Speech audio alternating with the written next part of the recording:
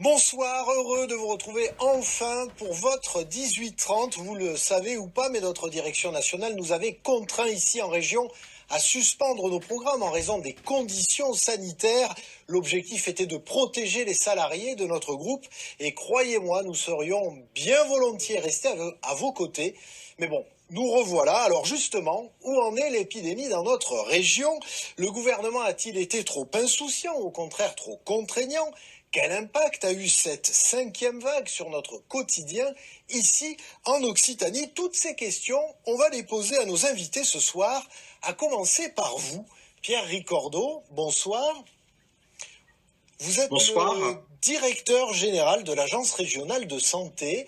Pour commencer, où en est-on de cette 5e vague? Est-elle en train de retomber ou pas? Oui, la bonne nouvelle, c'est que nous avons probablement dépassé le pic de cette épidémie dans les derniers jours. Vous savez, l'indicateur qu'on utilise, le taux d'incidence, c'est-à-dire le nombre de personnes malades pendant 7 jours pour 100 000 habitants, a fortement diminué dans les derniers jours. On est passé de 4 000 personnes malades pendant 7 jours pour 100 000 habitants il y a une semaine à 3 000 dans les jours d'aujourd'hui. Donc vous voyez, la baisse est assez forte. Pour autant, nous ne sommes pas sortis d'affaire, et notamment pour 3 raisons. D'abord parce que le niveau reste très élevé et donc il faut faire attention, continuer à respecter au maximum les gestes barrières. Deuxièmement, parce que l'incidence ne baisse pas encore chez les personnes les plus âgées. On a un phénomène classique où il y a une diffusion progressive de l'épidémie dans les familles vers les personnes les plus âgées. Et puis surtout parce que l'impact hospitalier reste encore au maximum.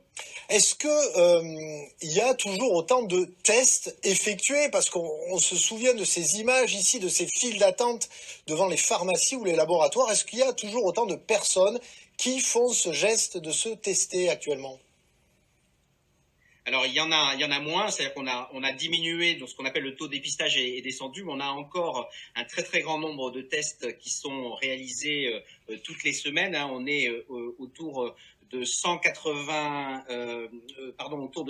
000 tests par semaine qui sont réalisés. Si je prends les tests antigéniques qui sont faits en pharmacie et les tests PCR, bien sûr, on n'a pas de comptabilité exacte des tests, des autotests que font les personnes. Pour autant, on a baissé puisqu'on était monté autour de 800 à 900 000 par semaine, et c'est ce qui explique aussi la baisse de l'incidence. Pour autant, on suit en particulier le fait que les personnes symptomatiques se font tester, et là, on voit que il y a toujours autant de personnes symptomatiques qui se font tester, et donc notre indicateur et le fait que nous avons dépassé le pic est probablement assez fiable.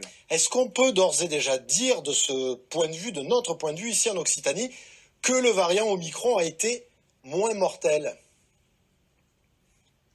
Alors, sur la mortalité, c'est un peu trop tôt, et vous savez, il y a beaucoup de décès malheureusement que nous enregistrons à l'hôpital. On sait néanmoins que globalement, le virus Omicron, effectivement, est moins grave globalement que celui du Delta, et c'est vrai que l'impact comparé de la contamination et des hospitalisations le montre assez bien. C'est-à-dire que si nous avions eu, avec le variant précédent, c'est-à-dire le variant Delta, la même incidence que nous avons connue avec Omicron, probablement que le système hospitalier n'aurait pas tenu.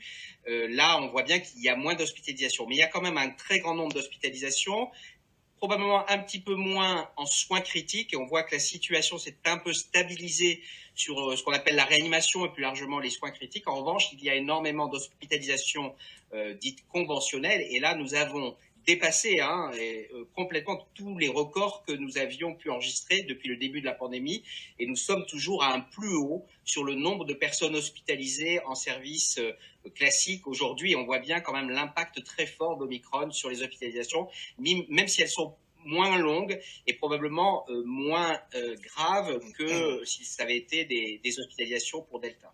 Merci. Il y a des décès, il y a un nombre significatif de décès encore aujourd'hui dans notre région, malheureusement. Merci à vous, en tout cas, Pierre Ricordeau, directeur général de l'Agence régionale de santé. On l'a bien compris, donc cette vague n'est pas encore terminée. Prudence. Alors, on va poursuivre cette discussion avec deux nouveaux invités. Muriel Alvarez, bonsoir. Bonsoir. Habituée de ce plateau, désormais, vous êtes infectiologue au CHU Purpan de Toulouse. Merci de nous accorder de votre temps précieux par les temps qui courent. Face à vous, Jean-Luc Laguesse, bonsoir. Bonsoir. Vous aussi très occupé sur ces derniers jours de mandature. Vous êtes député MoDem, majorité présidentielle de Haute-Garonne. Vous œuvrez notamment à la Commission des affaires économiques de l'Assemblée nationale. Alors une première question à vous deux pour débuter. Au vu de ce qu'il s'est passé ces dernières semaines, le gouvernement a-t-il eu raison finalement ou pas d'imposer moins de contraintes, Muriel Alvarez? Alors, vu de notre département où encore l'incidence, comme l'a rappelé M. Ricordo, est encore élevée, cela paraît peut-être un peu précoce, mais ce sont des décisions qui sont nationales. Hein. Et sur le plan national, nettement, l'incidence est en voie de diminution et effectivement pouvait permettre ces mesures d'augmentation des libertés. Quand vous avez vu comment il faut quand même rappeler que Omicron a commencé son explosion à partir du mois de novembre. Et en novembre, le gouvernement a mis en place des mesures restrictives de liberté. Notamment, tout ce qui concernait les fêtes de fin d'année de décembre ont été supprimées.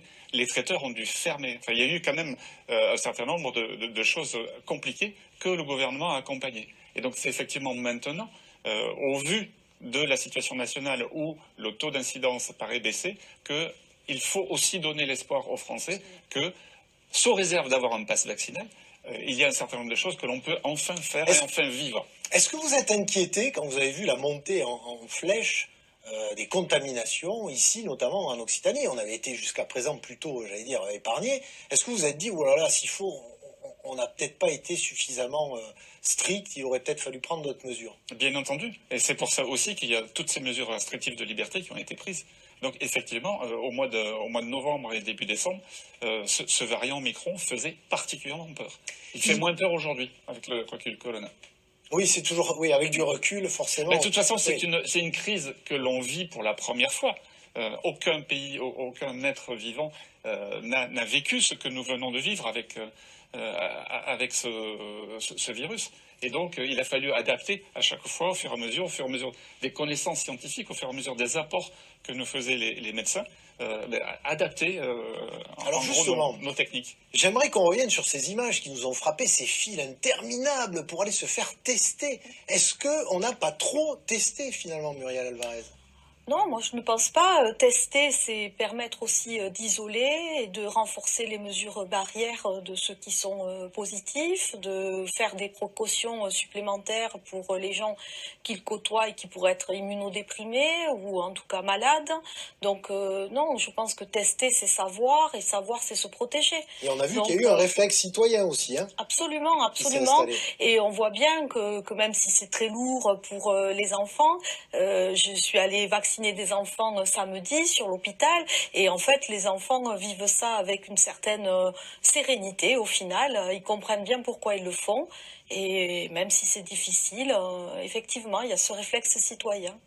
Alors certains pays, comme notre proche voisin espagnol, ont décidé de traiter cette épidémie comme une endémie, j'allais dire, et non comme une pandémie, c'est-à-dire finalement comme une grippe saisonnière peut-être. Regardez ce reportage signé Nicolas Esturgi et Joanne Lopez. S'asseoir à la terrasse d'un café ou d'un restaurant sans avoir à présenter son pass sanitaire. Certains Français en rêvent. C'est désormais possible ici à Gérone, comme dans toute la Catalogne. La mesure a de quoi surprendre.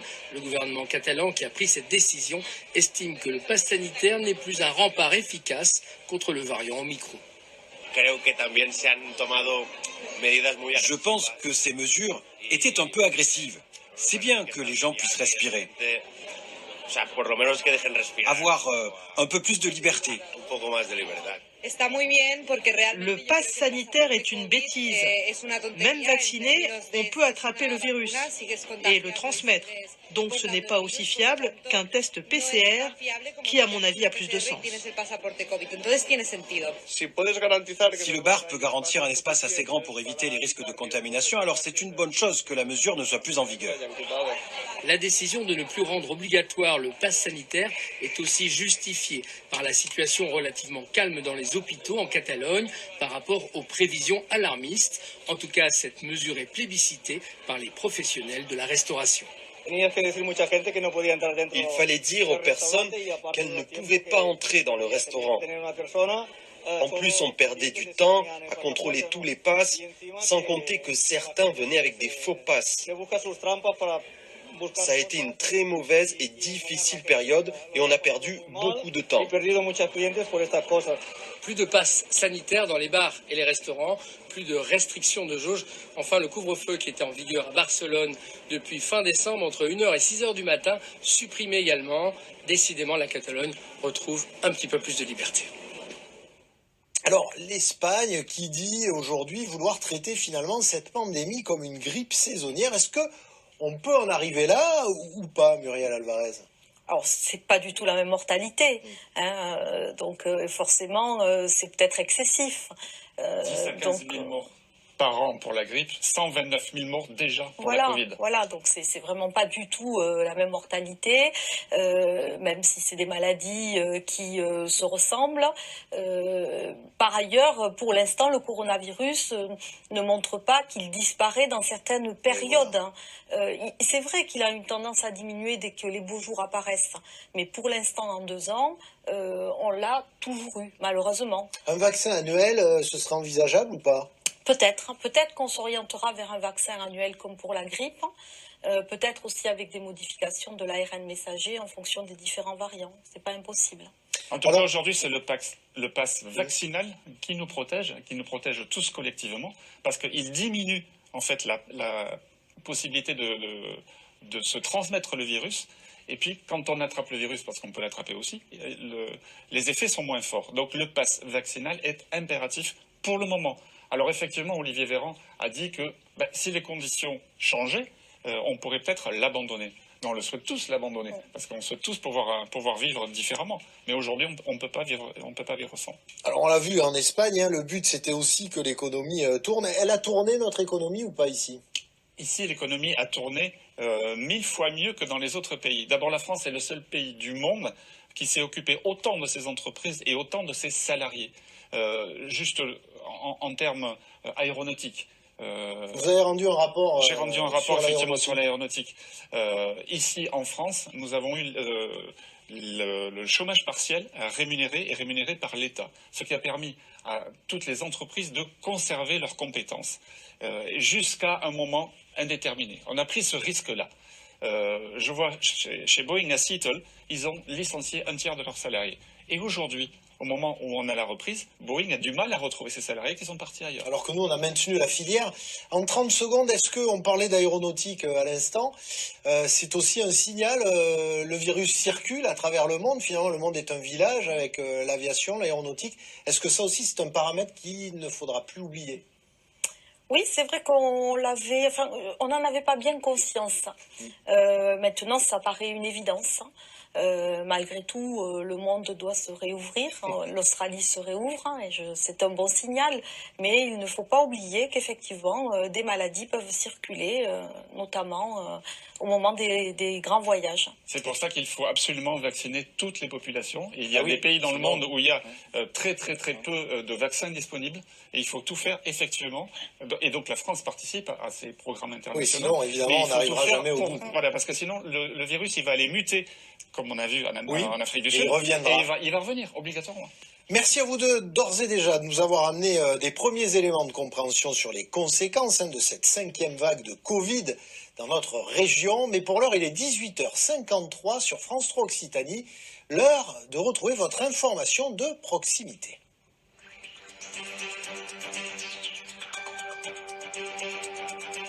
Allez, Covid, quelle 5e vague chez nous? On continue à en débattre avec vous, Muriel Alvarez, infectiologue au CHU de Toulouse, et avec vous, Jean-Luc Laglaise, député MoDem, majorité présidentielle de Haute-Garonne. Et on revient sur les chiffres du chômage qui ont été annoncés comme bons au niveau national, mais aussi régional. Moins 12% sur un an en France, moins 11,7% dans notre région. Comment on peut expliquer ces chiffres sur une année de crise sanitaire? Parce qu'en fait, l'économie a rebondi, et a rebondi même plus vite que ce que l'on attendait, notamment parce que le gouvernement avait mis en place ce chômage partiel longue durée et qui avait permis de conserver toutes les compétences, ce qui fait qu'au moment de la reprise, les entreprises avaient la totalité des compétences et a pu repartir très très vite. Et la France est d'ailleurs l'un des pays qui est reparti le plus vite, et même le plus vite en Europe, alors que c'est en général pas les chiffres que l'on attend de la France. Et là, le choix qu'avait fait le gouvernement depuis maintenant 2 ans a été payant. Et d'ailleurs, tellement payant que quand on dit la dette Covid va être payée par nos enfants, ben non, elle ne va pas être payée par nos enfants parce que déjà, elle commence à être remboursée parce que les recettes fiscales sont supérieures à ce qui était prévu. Quoi qu'il en coûte. Alors, Benoît Roux, bonsoir. Au regard, justement, de cette 5e vague de Covid dans notre région, ces chiffres du chômage sont-ils en trompe-l'œil ou alors véritablement vérifiés dans notre région, concrètement ? Alors écoutez, les entreprises d'Occitanie ont dû s'adapter au télétravail obligatoire, par exemple, et pas toujours anticiper l'absentéisme des salariés. En Occitanie, on considère que 1 sur 2 a été ou cas positif ou cas contact.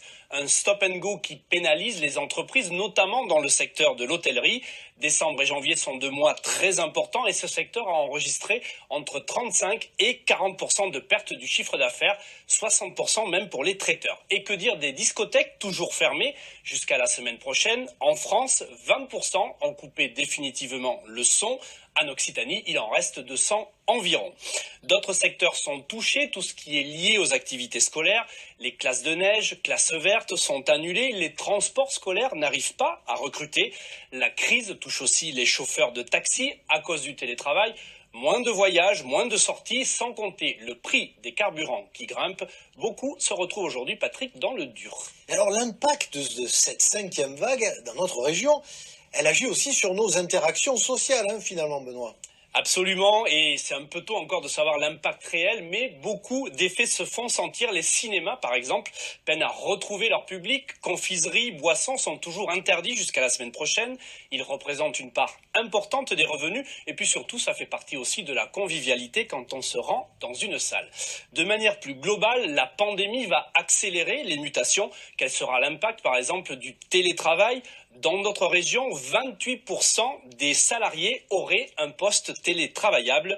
Est-ce conjoncturel ou ce phénomène va-t-il devenir structurel? Une chose est sûre, le rapport au travail est en train de changer. Merci Benoît. Il va falloir les garder quand même au moins en tête, ces gestes barrières, Muriel Alvarez, cette interaction sociale un peu moindre à notre grand regret, mais bon. Absolument, on aurait dû même les pratiquer en avant. On parlait tout à l'heure de la grippe ou des épidémies de gastro-entérite ou de bronchiolite chez les enfants. Ces gestes barrières qui étaient vraiment assez utilisés dans le continent asiatique n'étaient pas du tout utilisés en Europe, en particulier, on va dire, dans le sud de la France. Oui, on souriait en voyant les Japonais ou les Chinois portaient des masques. Ouais, c'est ça. On sourit moins. On était moqueurs, mais en fait, au final, il le fallait. Et parce que nous sommes dans un pays de convivencia et qu'on a l'habitude de se toucher, de s'embrasser, et donc ça fait partie de notre culture. Et donc on n'avait pas cette culture asiatique, effectivement, de se protéger. Un des points de repère, justement, par rapport à cette épidémie en France, ça a été les hôpitaux, le nombre de lits occupés en réanimation.